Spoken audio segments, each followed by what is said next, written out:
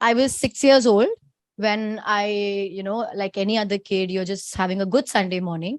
And I happened to watch a magic program being telecasted on television. And there was a very fascinating magic act being performed. And the moment I saw it, I got very, very attracted towards the art form of magic. And it was like, everybody watches magic and they get excited about it. But for me, it was not just being excited as a kid to watch magic. It was more about I want to do those things. I want to do all those unbelievable things that is happening. And I walked up to my father and I told him I want to perform magic.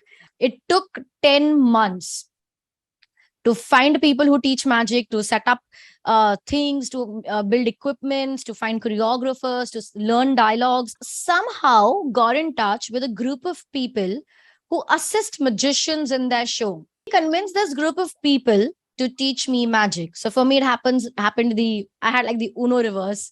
It was like how magicians teach assistants, but here assistants taught me magic, and that's how I became a magician. 22nd October 1997. I did my first ever stage show in Ahmedabad, Gujarat. I had the ministry, the then chief minister, the entire media was like up there for the show, and I got a kickstart to my career. And yeah, I was like in the papers and everywhere after that show. And I got a contract to go to Bombay. I got a contract to perform overseas, and the journey began. I never thought I'll become like a content creator or a YouTuber. I never thought about it in my life. But as they say that it's the necessity that makes you very innovative. So when the pandemic hit, it was quite I got shaken up. Like it was like, how do I explain this? I have been performing all my life. From the age of 7, I have been on stage and I have been performing. Now suddenly it's been like what, 20, right now 25 years, but in pandemic it was 20 to 23 years. It has never been a span of like 5 months or 4 months or 3 months that I have never been on like I've not been on stage. That never happened only. So suddenly I'm here in my room and I have nothing to do, and I know that I'm not going to be going to stay on stage for next few months. So it got me like an identity problem. I didn't know what to do. I didn't know how to deal with this situation. And just to maintain my own sanity, I needed to talk to people at large, like not just two, three. I need to talk to people like I'm on stage. So the closest that could get me to stage in that time was streaming online on YouTube so that I could talk to people. And that's what I did.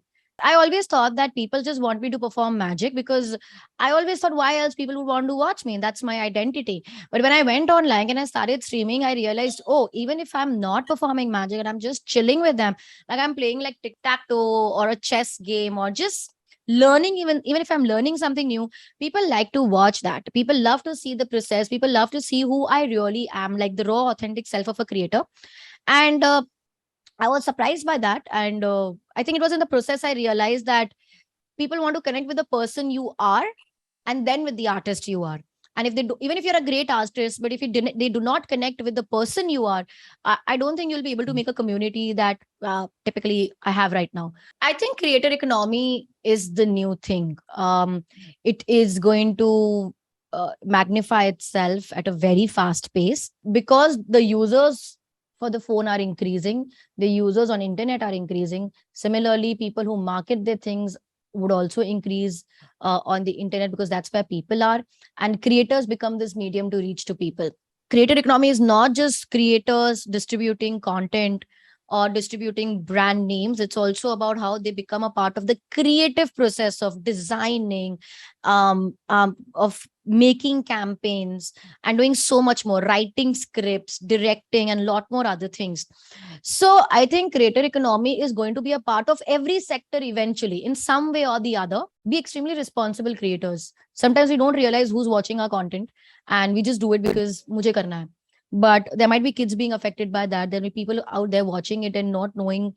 You might not know how it's affecting them. So be a little more responsible with what you create and what messages you're putting out there, because you are going to have power.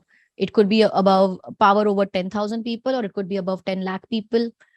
Doesn't matter. But even if it's above 5 people, it's your responsibility uh, to influence them well. So just be responsible creators.